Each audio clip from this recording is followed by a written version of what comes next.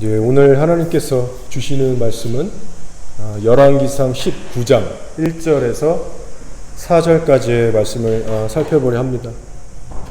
형편을 보지 말고 하나님을 바라보라라는 주제. 자, 우리 한 구절씩 교독하시겠습니다. 아합이 엘리야가 행한 모든 일과 그가 어떻게 모든 선지자를 칼로 죽였는지를 이세벨에게 말하니,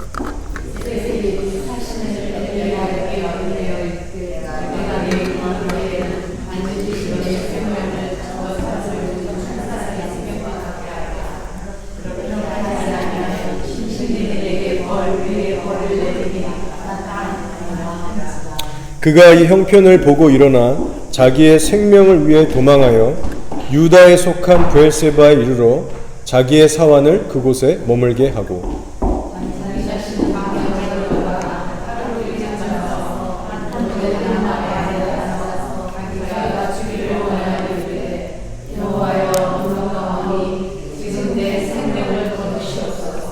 나는 내 조상들보다 낫지 못합니다 하고.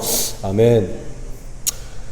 네, 우리가 성령을 모시고 살아간다라고 하지만 영의 사람으로서 진짜 하루를 살아내는 일은 결코 쉽지가 않습니다.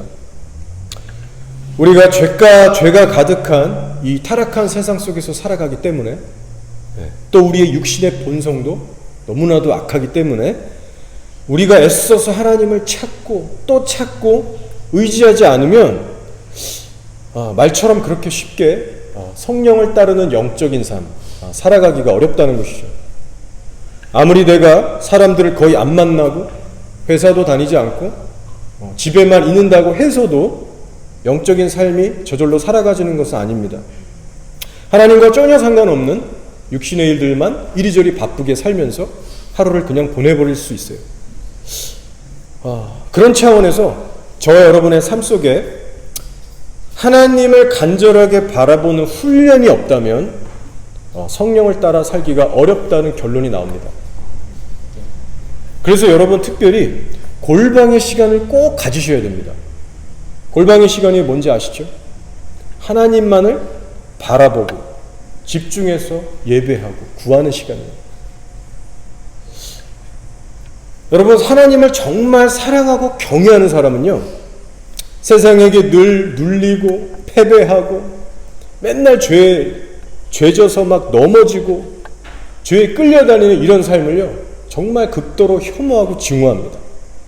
그래서 때로는 정말 이가 갈리는 거룩한 분노가 마음에서 들기도 하고, 정말 하나님 앞에서 너무 죄송하기도 하고, 내 자신이 견딜 수 없도록 답답하기도 하고.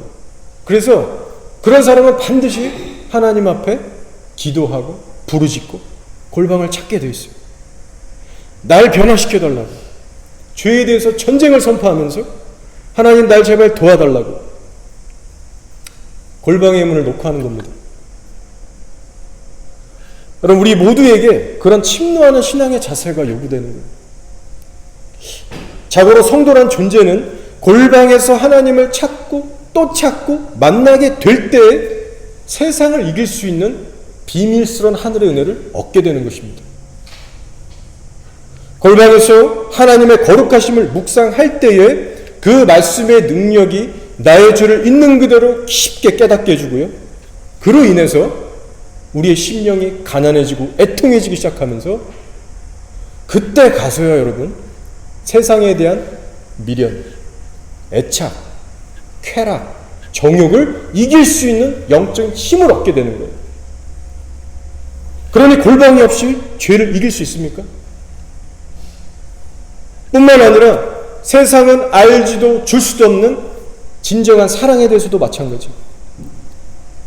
골방에서 우리가 하나님을 만나고 체험하게 될 때에 내 안에 지치고 식어가던 하나님에 대한 열정, 소망, 사랑이 불붙기 시작합니다. 다시 한번 앞으로 달려갈 수 있는 은혜를 얻기 시작합니다. 여러분, 이렇게 골방의 유익은요, 한두 가지가 아니에요. 일일이 나열할 수가 없습니다. 여러분, 요즘 날마다 골방의 시간을 가지고 계십니까? 마지막 때라 그런지요, 미디어를 틀면 뭐 뉴스거리도 그렇고 유튜브도 그렇고 사탄이 미디어를 꽉 잡고 있어서 그런지 별로 볼만한 것들이 없어요. 드라마, 영화도 그렇고. 여러분 요즘 무엇을 바라보시고 무엇을 낙으로 삼고 계십니까? 분명한 것은 여러분이 하나님을 갈망하고 의지하는 만큼 골방의 문을 두드리고 계실 거라는 겁니다. 누군가에게는 고작 10분이 될 수 있어요. 10분 동안 켜 기도하고 하나님을 찾고 싶은 마음이 다 사라져서 금세 또 자기의 인생으로 돌아가 버리고, 누군가에게는 30분이 될 수 있고 어떤 에게는 1시간, 2시간 이상도 될 수 있습니다. 하나님이 내게 얼마나 절실히 필요한가, 그것을 이론이 아니라 내 마음으로 절절히 느끼는 사람은 실제 하나님을 만나길 때까지, 그분으로 인해서 새롭게 은혜로 채워질 때까지 골방으로 나아갈 거예요. 여러분, 인간이라는 존재가 어떤 존재입니까? 우리는요, 내가 진정 원하고 추구하는 것, 내가 사랑하는 것은 반드시 갖고야만, 그래야 직성이 풀리는 존재들입니다. 그래서 예수 믿지 않는 세상 사람들도요, 자기가 간절히 성취하고 싶은 어떤 일이 있다거나, 자기가 정말 소유하고 싶은 어떤 물건이 있으면요, 비행기를 타고 배를 타서라도 그 일을 꼭 해내고 그것을 자기 것으로 삼습니다. 여러분, 신앙도 똑같아요. 내가 얼마나 하나님을 목말라 하는가, 내가 얼마나 하나님을 의지하는가에 따라서 하나님 앞에서 살아가는 나의 24시간 삶의 태도가 달라지고요, 하나님의 얼굴을 구하려는 그 골방의 시간이 달라지는 거예요. 자, 오늘의 말씀을 같이 한번 살펴보면서 우리의 일상 속에서 하나님을 매일같이 바라보는 훈련이 얼마나 시급하고 절대적으로 필요한가, 그것을 좀 알아보겠습니다. 오늘 말씀에는 여러분이 잘 아시는 엘리야라는 선지자가 등장합니다. 얼마나 귀한 하나님의 종이었습니까? 카리스마 있는 능력의 종이었어요. 온갖 기적을 다 행했던, 선지자들 중에서도 아마 대표로 뽑힐 수 있는 그런 이스라엘의 아버지라고 불렸던 자입니다. 자, 근데요, 그런 큰 거인과 같았던 영적 거장도 믿음이 한번 크게 휘청거리면서 허망하게 무너진 적이 있었습니다. 자, 오늘 3절의 말씀을 보시면 엘리야에 대해서 뭐라고 성경이 얘기하냐면, 그가 이 형편을 보고 일어나 자기의 생명을 위해 도망하여 유다에 속한 브엘세바에 이르러 자기의 사환을 그곳에 머물게 하고. 이 말씀의 앞부분을 주목하시기 바랍니다. 어떻게 시작하냐면, 그가 이 형편을 보고. 이게 뭐죠? 하나님께만 굳게 시선을 고정하지 못하고 그만 자기의 형편을 바라보게 된 겁니다. 그때 무슨 일이 벌어졌냐? 그 담대하고 능력 있었던 엘리야가 두려움과 낙심에 사로잡히게 됩니다. 이제는 자기의 생명을 건지기 위해서 도망을 쳐버린 도망자의 신세로 전락하게 됐어요. 그가 이 형편을 보고 일어나, 킹 제임스 성경으로 보면 when he saw that, 즉 자신이 처한 상황을 보았을 때라는 의미가 있죠. 지금 이 상황이 어떤 상황인지 간략하게 설명을 해드리겠습니다. 바로 전장을 보시면 엘리야 혼자서 그 유명한 갈멜산의 대전투를 치르게 됩니다. 바알 선지자 450명을 상대로 크게 싸워서 승리를 했어요. 그 거짓 선지자들요, 직접 기손 시냇가로 끌고 가서 칼로 쳐서 죽였습니다. 아합이라고 하는 정말 그 사악한 왕 밑에서 그때 당시 온 이스라엘 백성들이 하나님을 등지고 바알을 섬겼을 그때에 엘리야 혼자서 그 수많은 사람들을 상대했습니다. 근데 엘리야는 그때 전혀 주눅들지 않았습니다. 왜냐? 하나님만을 철저하게 신뢰하고 바라보고 있었기 때문에. 하나님도 그런 그를 붙드시면서 엘리야는 그 큰 승리를 거두게 됩니다. 자, 그런데 그 대승리 후에 어떤 일이 있었습니까? 여러분 아시잖아요. 아합이 곧장 자기 아내 이세벨에게 달려가서 엘리야가 어떻게 선지자들을 처리했는지, 어떻게 하나님이 함께 하셨는지 일일이 다 보고를 했어요. 그때 이세벨이 분노를 하면서 내가 이 엘리야를 가만두지 않겠다. 사신을 보내서 내가 너 반드시 내일 이맘때쯤에 죽여버리겠다. 으름장, 협박을, 살인 예고를 합니다. 근데 문제는 이때부터 시작되는 거예요. 엘리야가 인간적인 기준을 가지고 자기 현실을 보기 시작합니다. 아마 이런 생각을 한 것 같아요. 아니 내가 이렇게까지 생명을 걸고 이렇게까지 내가 피 튀기게 싸웠으면 나라 상황이 좀 나아져야 되는 거 아니야? 어떻게 된 게 이게 끝이 없네. 하나님께서 분명히 나를 통해서 어떻게 바알 숭배자들을 처단하셨는지, 어떤 기적을 보이셨는지 아합을 통해 이세벨이 다 들었을 텐데 이 여자는 완전 더 도끼가 올라서 지금 나를 이렇게 죽이려고 하는구나. 아, 질린다, 질려. 여러분 힘이 쭉 빠지면서 마치 도저히 넘을 수 없는 듯한 큰 벽에 부딪힌 그런 한계를 느끼게 된 겁니다. 그러면서 보나마나 온갖 부정적인 생각과 마음들이 치고 들어왔겠죠. 어떤 생각이 가장 지배적이었냐? 그래, 앞서 허망하게 핍박당하고 순교당한 저 선지자들처럼 나도 곧 그 차례를 맞이하겠구나. 곧 나도 죽임을 당하겠구나. 그렇게 엘리야가 자기의 형편을 바라보기 시작하니까요, 급격히 무너지기 시작했어요. 마치 딴 사람을 보는 것 같아요. 어떻게 엘리야가 한순간에 이렇게 될 수 있을까? 그래서 그때부터는 여러분 잘 들어보세요. 성령의 인도를 따를 수가 없었어요. 육신의 본능이 요구하는 대로 선택을 하게 됩니다. 어떻게 해요? 자기 목숨 건지겠다고 도망을 칩니다. 이거는요, 하나님이 주신 음성이 아니에요. 하나님이 그렇게 도망가라고 한 적이 없으십니다. 성경이 말하기를 자기의 생명을 위해 도망하여. 그래서 어디로 갔느냐? 갈멜산은 북쪽, 거의 위쪽에 있는 동네입니다. 그런데 최남단인, 그러니까 남쪽 맨 구석에 있는 호렙산까지 도주를 한 거예요. 최대한 이세벨로부터 멀어지기 위해서 극과 극으로 이제 달려간 겁니다. 그러는 도중에 중간 지점인 브엘세바에 자기 사환은 거기다 머물라 하고 자기 혼자 더 밑으로 내려간 거예요. 그 정도로 두려웠고 위축된 상태입니다. 여러분, 여기서 성경이 주는 메시지가 뭐죠? 바로 하나님께 우리의 시선을 두지 않고 자신의 형편에 묵상하게 될 때, 여러분, 영적인 거장인 엘리야도 처참하게 무너졌다는 거예요. 로뎀나무 밑에 갑니다. 이렇게 얘기하죠. 주님, 차라리 날 죽여주십시오. 지금 빨리 내 목숨을 걷어가 주십시오. 이런 고백을 할 정도로 영적으로 여러분 더 이상 내려갈 수 없는 밑바닥을 치는 거예요. 자, 여기서 혹시라도 여러분 착각하지 마셔야 할 것이 있다면요, 이세벨의 영이 너무 강력해서, 그죠? 이세벨이란 여자가 너무 세가지고 그 한마디의 그 위협에 엘리야가 쩔었다. 도저히 이길 수 없을 것 같은 그 느낌을 받아서 겁먹었다. 이렇게 생각하는 분들이 있는데 이것은 아닙니다. 그것은 그 후에 일어난 어떤 현상들이고요. 본질적인 것은 아니에요. 여러분, 이세벨이 아무리 악녀라고 해도요, 그 여자의 한마디에 위축된 엘리야가 아닙니다.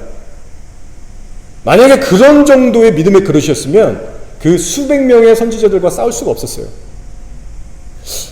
자, 엘리야가 무너진 원인에 대해서 성경은 짧고 굵게 답을 주고 있습니다. 뭐라고 하냐면, 그가 이 형편을 보고 일어나. 이 한마디가 모든 답을 얘기해 주고 있는 거예요. 하나님만을 바라보던 엘리야의 시선이 이 땅의 현실의 문제로 옮겨져서 거기에 사로잡혔기 때문에 그가 무너진 겁니다. 따라서 본질적으로는 영적인 시선의 문제지 이세벨의 어떠함이 아닌 거예요. 내가 지금 무엇을 집중해서 바라보고 있느냐? 그 대상이 하나님이냐? 아니면 이 땅에 무엇이냐? 그 시선의 문제인 겁니다.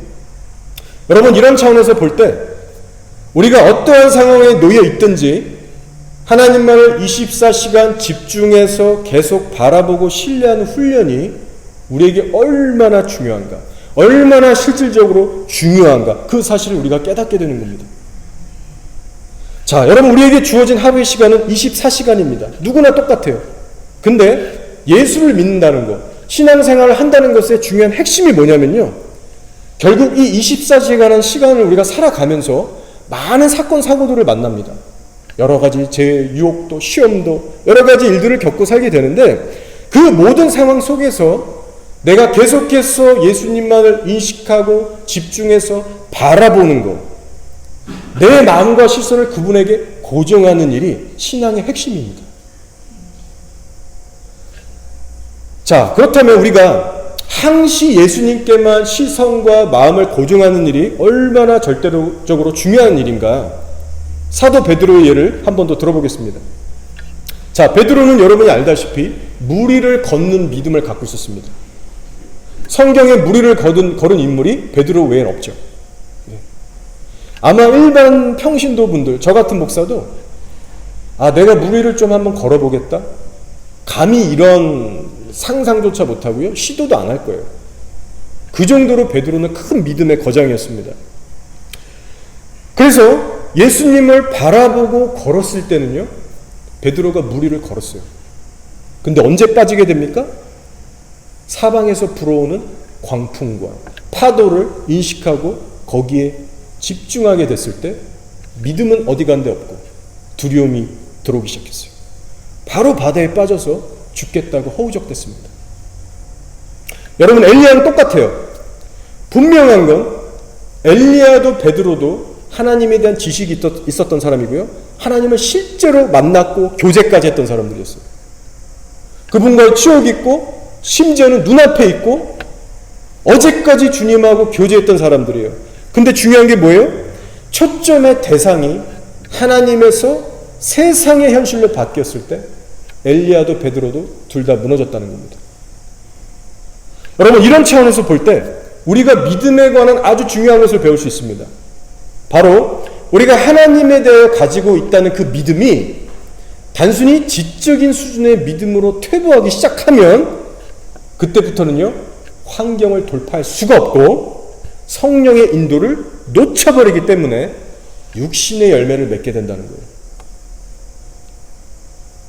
자, 여기 계신 여러분 모두가 예수님의 존재도 믿으시고 사탄의 존재도 믿으시고 천국 지옥 다 믿으시고 성경 말씀을 다 믿으십니다. 그렇지만 여러분의 삶의 현장에서 여러분의 시선과 마음이 하나님을 향해 굳게 서 있지 못한다면, 그래서 그분을 찰떡같이 신뢰하지 못하고 있다면 세상의 어떤 풍파나 고난, 시험, 유혹이 여러분의 인생에 들이닥칠 때 여러분이 무너지신다는 거예요. 바꿔 얘기하면 더 이상 올바른 영적인 판단과 행동을 하지 못하게 되면서 그 결과 육적인 판단과 행동을 낳게 됩니다. 그래서 이것이 중요한 거예요. 마치 엘리야가 본능적으로 그 눈을, 시선을 하나님부터 뗐을 때 본능적으로, 육신의 본능으로 남쪽으로 도망쳤듯이 베드로도 마찬가지예요. 믿음을 잃어버리니까 두려움에 지배당해서 나 죽겠다고 허우적대며 방황한 거예요. 여러분, 이것을 영적으로 한번 해석해 보세요. 어떤 열매가 지금 나오고 있는가? 믿음을 잃어버렸더니 시선과 마음을 하나님부터 걷어들이니까, 빼앗기니까 여러분, 유기 열매가 나옵니다. 그래서 여러분, 우리의 모두에게 믿음이라는 것이 있는 것 같지만 믿음이라고 해서 다 같은 믿음이 아닙니다. 지금 이 자리에 다 우리가 이렇게 예수님을 믿기 때문에 모였죠. 그러나 중요한 것은 우리가 갖고 있는 믿음이 어떠한 믿음인가, 그것이 결정적으로 중요한 겁니다. 그런 차원에서 이 시간 여러분이 갖고 있는 현재의 믿음은 어떤 믿음인가 한번 점검해 보시기 바랍니다. 여러분의 삶의 영역 모든 부분에서 여러분 현재 하나님을 신뢰하고 계십니까? 아니면 여러분 안에 어떤 두려움이나 불안, 걱정, 근심, 염려가 일어나게 하는, 즉 다시 말하면 아직까지는 내가 하나님께 온전히 맡기고 신뢰하지 못하는 영역들이 있을까요? 혹시 있다면 여러분 그 영역들을 스스로 인식하시면서 힘겹더라도 싸우고 계십니까? 매일같이 그 영역이 느껴질 때마다 믿음으로 선포하시면서 의지적으로라도 하나님을 신뢰한다 고백하시면서 하나님께 그렇게 적극적으로 구하고 계신가요? 그것이 사람과의 문제이든 재정적인 문제이든 어떤 가족 간의 문제이든 질병이나 환경적인 요소가 되든 아니면 내 자신의 어떤 무기력함에 나의 한계에 절망스러운 어떤 그런 것이든 우리로 하여금 하나님이 아닌 나의 형편을 바라보면서 우리의 영혼을 짓누르는 그런 삶의 은밀한 영역들이 있을 수 있습니다. 자, 명심하셔야 하는 것은요, 그 믿음의 싸움을 멈추시면 안 돼요. 아무리 불안하고 힘들고 어렵더라도 형편의 나아짐이 더디 걸리더라도 하나님께 온전히 여러분의 현실을 맡기고 하나님만을 바라보는 훈련을 절대로 멈추시면 안 됩니다. 자고로 믿음이라는 것은요, 그렇게 하나둘씩 하나님께 맡기는 훈련을 통해서 그분만을 바라보는 그 단계를 통과함으로써 우리의 믿음이 성장하게 됩니다. 그렇게 내 삶의 각 영역들을 하나님의 손에 맡기고 신뢰하게 되면서 이제는 우리가 현실을 초월할 수 있는 믿음으로 성장하게 되는 것이죠. 그래서 사실은 우리 모두에게, 저도 마찬가지입니다. 쉽지 않은 훈련의 영역들이 한두 세 개씩은 다 있을 거예요. 어찌 보면 그게 정상입니다. 왜냐? 이 세상에 완전한 믿음을 가진 사람은 단 한 사람도 없기 때문에. 그게 다 깨지고 배우는 존재들이에요. 각자만의 연약함들이 있습니다. 그러나 중요한 것은 하나님께 맡기고 바라보는 훈련을 절대 멈추지 말아야 된다. 자, 한 조사에 따르면요, 한국에서 한 조사인데 한국의 목회자들의 75%가 스트레스를 견디지 못해서 목회 생활을 그만둘 생각을 다들 해봤다는 거예요. 어마어마한 수치입니다. 이유를 살펴보니까 교인들의 끝없는 요구와 많은 설교 횟수, 사역, 가정 문제 등이 작용했다고 해요. 저한테 많이 요구하지 마세요. 사실 저는 사역이 그렇게 많지는 않아요. 근데 이 조사 내용을 보면서 공감이 되는 부분들은 분명히 있었습니다. 참 안타까운 현실이에요. 하나님의 종이면 그만큼 자유해야 되고 기뻐해야 정상인데 현실은 그렇지가 않다는 이 현실을 보면서 그래, 어쩌면 하나님만을 바라본다는 일이 그렇게 쉽지만은 않다는 그런 반증을 해주는 어떤 조사 결과가 아닌가, 그런 씁쓸한 마음도 들었습니다. 자, 그러나 여러분, 현실적으로 내가 하나님만을 바라보며 산다는 것이 쉽지 않다고 해서 여러분 영적으로 눌리면서 사시겠습니까? 평생을 그렇게 눌려서 신음하면서 방황하면서 사시겠어요? 이런 조사 내용을 들으시고 여러분의 결론이 그 목사님들도 안 되는데 그 내가 어떻게 해? 난 할 수 없어요. 나라고 뵐 수 있나? 그런 결론으로 가시면 안 됩니다. 큰일 납니다. 사도 바울은 분명히 얘기했죠. 범사에 감사하라. 항상 기뻐해라. 쉬지 말고 기도해라. 그렇게 가르쳤고 실제 그렇게 누리며 자유함 속에서 살았습니다. 때로 물론 어려웠죠. 막 죽음의 그 생명의 소망이 끊겨서 낙심, 두려움도 경험해 봤을 거예요. 그러나 계속해서 하나님을 다시 바라보고 찾고 두드릴 때 다시 한번 자유할 수가 있었어요. 제가 좋아하는 구절 하나를 읽어드리겠습니다. 이사야서 40장 31절이에요. 오직 여호와를 앙망하는 자는 새 힘을 얻으리니 독수리가 날개치며 올라감 같을 것이요 다른 박질하여도 곤비하지 아니하겠고 걸어가도 피곤하지 아니하리로다. 참 귀한 말씀이고 우리가 찬양으로도 부르는 그런 귀한 구절입니다. 여러분, 진리는 뭐냐면요, 여러분이 하나님을 간절히 찾고 사모하고 찾으면요, 이 말씀의 은혜를 맛보게 하세요.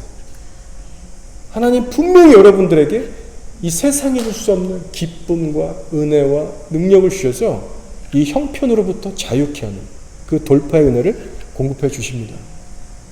그래서 저도 날마다 힘쓰는 것은요, 주님만을 바라보는 골방 타임을 놓치지 않으려고 애를 쓰고 있어요.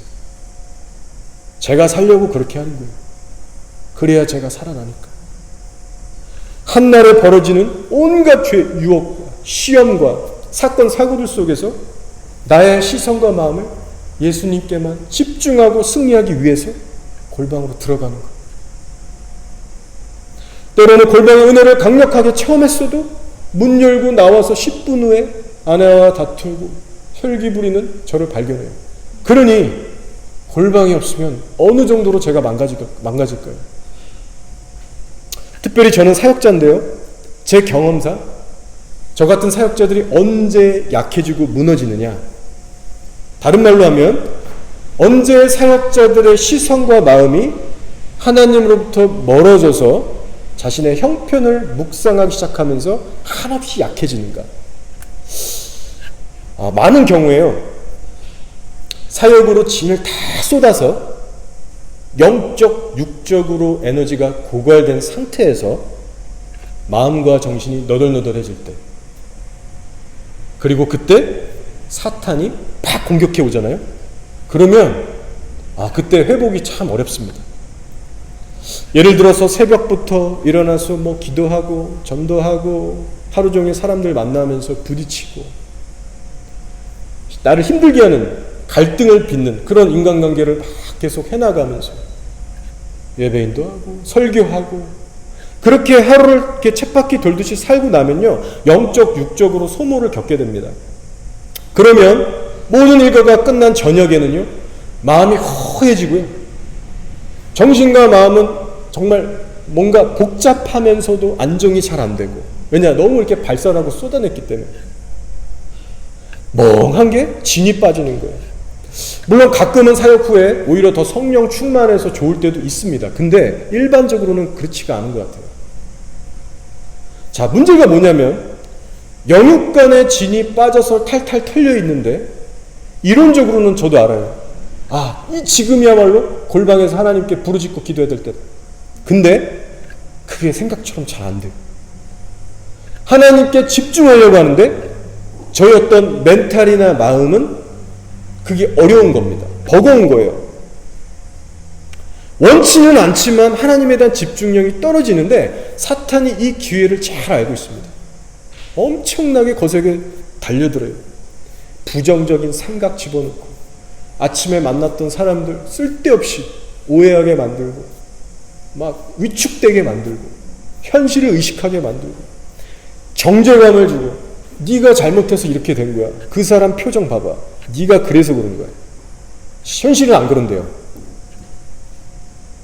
근데 이런 것들이 올 때 쉽게 떨쳐버릴 만큼의 어떤 기력이 영육간에 남아있지 않는 거예요. 그래서 이 순간이 정말 위험한 거예요. 그래서 저는 조금이나마 엘리야라는 거장이 왜 한순간에 저렇게 허망하게 무너졌을까, 감히 조금 추측은 해볼 수 있을 것 같아요. 여러분, 사실 엘리야 정도가 되면요, 저와 여러분이 평소에 골방을 갖는 시간보다 훨씬 더 많은, 정말 기도의 그 양과 질에 있어서 우리가 비교할 수 없을 정도로 하나님과 친밀한 사람이었습니다. 그 갈멜산에서 전투가 있기 전까지도 그렇게 산 사람이었어요. 그렇다면 좀 이상하지 않습니까, 여러분? 어떻게 그런 영적 거인이 순식간에 그렇게 넘어질 수 있나? 자, 그래서 한번 생각해 보는 거예요. 여러분, 엘리야가 치렀던 거대한 영적 전투를 다시 한번 생각해 보겠습니다.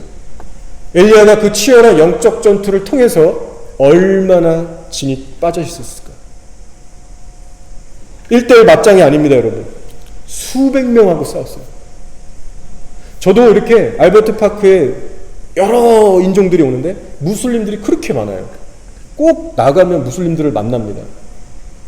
근데 5명에서 10명, 12명 모여있는 그룹도 있고 달랑 1명도 있고 여러 가지 케이스가 있는데, 제가 한 번은 한 가족끼리 이렇게 모여있는 무슬림이었는데 그 남자에게 이제 제가 대표로 전했죠. 근데 엄청 강팍한 사람이었어요.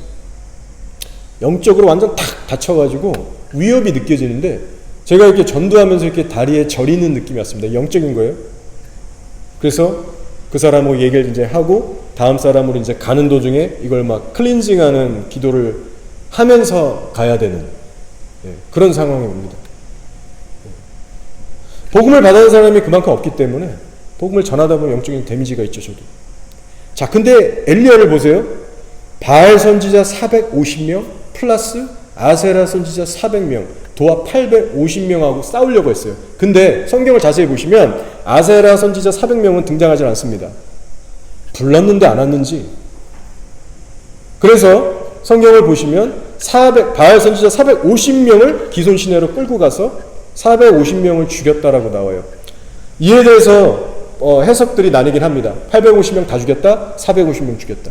그런데 중요한 것은 어떤 해석이 되든지 간에 수백 명을 엘리야가 죽인 거예요. 성경을 보시면 엘리야가 끌고 가서 죽였다라고 얘기합니다. 무슨 말이냐면 다른 사람 시켜서 죽인 게 아니라 엘리야 스스로 죽였다는 거예요. 몇 명이 뭐 도와줄 수도 있겠지만 성경 해석은 그렇게 보여집니다. 자, 상상해 보세요. 아무리 거짓 선지자라서 하나님의 명분으로, 그 심판의 명분으로 죽인다 해도 여러분, 사람을 죽이는 행위가 우리에게 얼마나 많은 정신적인 스트레스와 고통을 주는지 아십니까? 여러분, 엘리야라는 사람은요, 이 사건이 있기 전까지 사람들을 그렇게 많이 죽여본 사람이 아닙니다. 여러분, 보통 일반인들한테 칼 하나 주면서 양이나 돼지 잡아보라, 그 배 갈라보라, 목 잘라보라 이렇게 하면요, 저도 그거 좀 못할 것 같아요. 비위가 상해서. 근데 수백 명을 한 자리에서 칼로 쳐 죽였다? 여러분, 칼로 사람 목을 한 번에 쉽게 벨 수 있을 것 같습니까? 뭐 사무라이 뭐 이런 립본드를 들고 싸운 것도 아니고 조그만 칼로 아마 했을 텐데 사람 목을 한 번 친다고 해서 여러분 한 번에 잘리지 않습니다. 이렇게 썰어야 돼요. 그래서 명분은 하나님의 심판을 대행한 거지만 하나님의 은혜가 아니면요, 트라우마가 생길 정도로 어떤 그런 깊은 데미지가 입을 만한 그런 규모의 영적 전투였다는 거예요. 실제 제가 영상에서 봤는데 지금 이스라엘 갈멜산에 가면 저는 가보진 않았습니다. 그렇지만 갈멜산에 가보면 엘리야의 동상이 하나 있어요. 근데 어떤 동상이냐면 바알의 거짓 선지자들을 엘리야가 발로 누르면서 칼로 이렇게 목을 내리치려 하는 그런 멋진 동상이 있다고 합니다. 근데 그 칼을 보니까요, 무뎌져 있어요. 이리저리 휘어져 있어요. 이유인즉슨 목을 하도 쳐갖고 엘리야가 그 칼의 날이 무뎌졌기 때문에 그렇게 만들었다라고 제가 그 설명 글귀를 봤습니다. 자, 그래서 엘리야의 상황을 우리가 상상해 보면 물론 하나님께서 함께 해주셨기 때문에 승리는 했지만 인간의 연약한 성정을 입고 있는 이상 엘리야에게도 결코 쉽지 않았을 것이다. 반드시 영적인 소모와 데미지가 있었을 것이다. 그런 생각을 한번 해보는 것이죠. 자, 그런데 한술 더 떠서요, 그 완벽한 타이밍에 사탄이 가서 확 찔러버리는 거예요. 사단이 정말 타이밍의 귀재 아닙니까? 그때 바로 이세벨을 사용해서 한 방을 확 쳐버리니까 그게 제대로 먹혔던 거예요. 자, 그래서 여러분, 결론적으로 지금 중요한 것이 뭘까요? 그것은 바로 하나님에 대한 시선을 어떠한 상황 속에서도 우리가 방심하지 않고 부단히 우리 자신을 훈련해야 한다는 겁니다. 여러분, 영적인 거장인 엘리야조차도 이렇게 한 방에 넘어졌다면 우리들은 얼마나 더 깨어서 훈련을 해야겠습니까? 내 상황이 어려우면 어려울수록 내 뜻대로 풀리지 않는 것 같아서 힘이 들수록 절망과 두려움이 오면 올수록 그 순간마다 하나님을 바라보는 훈련을 할 필요가 있는 거예요. 여러분, 그런 의미에서 성령이 여러분에게 강력한 의지와 어떤 멘탈, 믿음, 뭐가 됐든지 간에 여러분의 속사람을 강력하게 이끌어 주시라고 계속 기도로 심으셔야 됩니다. 제가 이걸 스스로 해보니까요, 저도 이렇게 설교하고 있지만 잘 안 돼요. 근데 기도를 계속 심고 몇 달이 지나고 1년, 몇 년이 흐르면 그 옛날에 기도했던 게 어느 순간 열매를 맺고 있는 그것을 발견하게 됩니다. 한 번에 되는 거 아니에요. 우리 의지가 얼마나 박약합니까? 근데 우리 쪽에서 노력해야 되는 거예요. 다른 거 의지하지 않고 죽도록 기도해보는 훈련. 뭐가 안 돼도 좀 엎드려서 기도하는 훈련. 부르짖는 훈련. 정신이 오락가락해도 성경 피는 훈련. 거기서 싸움이 시작되는 겁니다. 자, 그렇다면 잠시 여기서 한 가지 짚고 넘어갈 게 있습니다.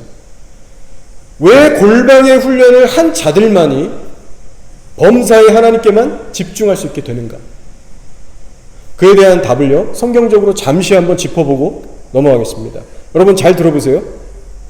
예수님만을 바라보면서 무리를 걸었던 베드로였어요.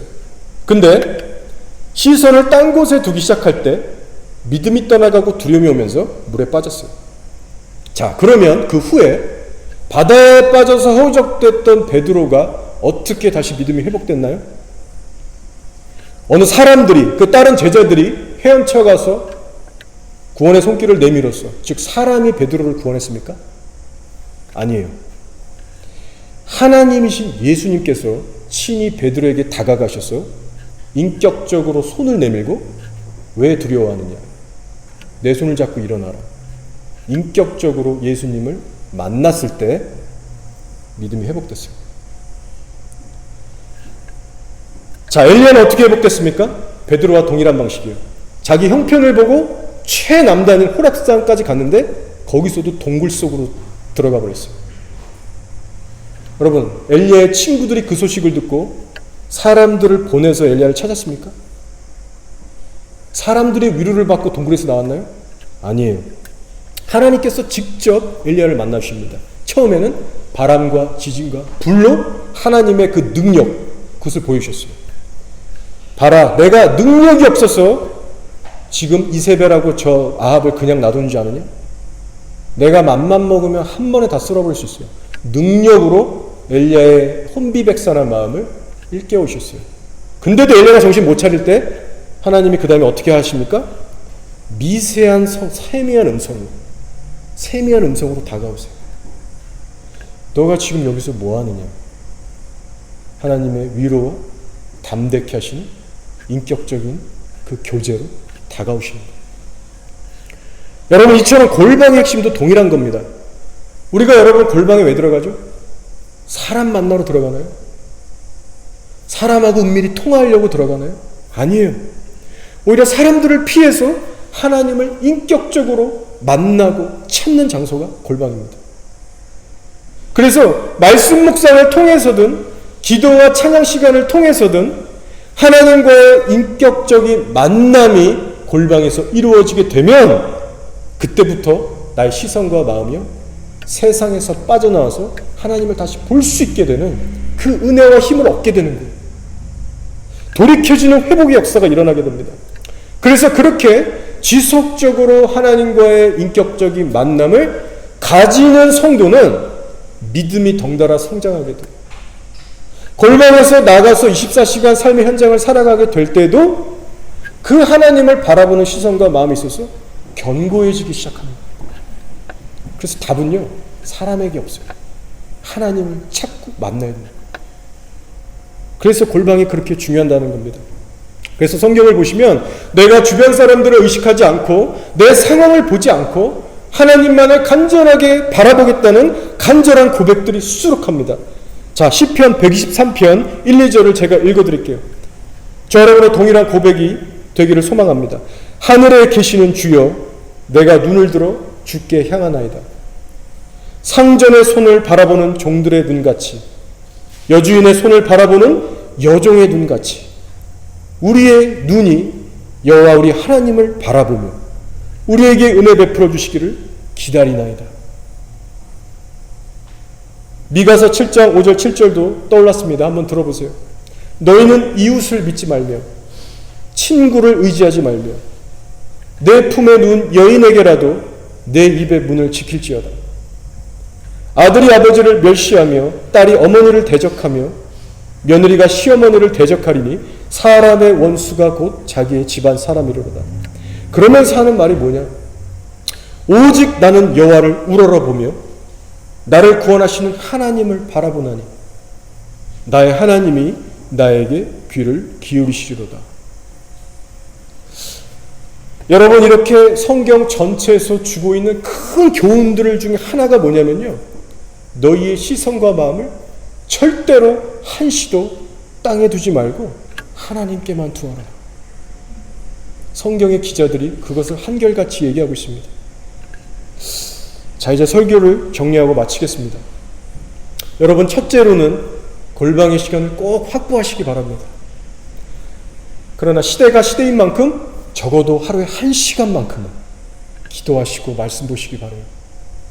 그리고 두 번째로는 하나님보다 여러분의 형편을 바라보게 하고 있는 은밀한 삶의 영역들이 있다면 이제 잘 점검하셔서 돌파하시는 싸움을 시작하시기 바랍니다. 그것이 사람을 의지하는 것이든 아니면 반대로 사람을 의식하고 두려워하는 것이든 재정이나 어떤 그 환경에 의한 것이든 세상이 주는 기쁨과 안일함에 집중하고 있는 것이든 무엇이 됐든 간에 성령 안에서 더 민감해지시고 돌파하게 되는 역사가 여러분 가운데 있기를 축복합니다. 자, 그럼 그렇게 꼭 해야만 하는 특별한 이유가 있을까요? 네, 있습니다. 하나님을 온전히 바라보지 못하는 영역들, 즉 내가 하나님께 온전히 맡기지 못하고 신뢰하지 못하고 있는 영역들에 대해서는요, 하나님이 아닌 내가 왕노릇하고 있다는 증거입니다. 하나님을 내가 불신하고 믿어드리지 못하기 때문에 내 스스로의 판단과 선택과 자원으로 살아가는 영역들이에요. 그러니 그런 삶의 영역들에 갇혀 있으면 주님께서 주시는 평강과 자유가 있을까요? 없는 거예요. 따라서 나의 삶의 모든 영역들 속에서 내가 하나님만을 바라보면서 나의 시선과 마음을 그분께 둔다는 말의 뜻이 뭐냐면요, 이제 더 이상은 내가 나의 육신의 판단과 행동을 따라가지 않고 오직 성령의 인도하심을 따라서 결정하고 따라가겠다는 신앙 고백인 것입니다. 그리고 그 일이 실제 우리의 삶에 이루어져야만 환경을 정복할 수 있는 믿음으로 살 수 있습니다.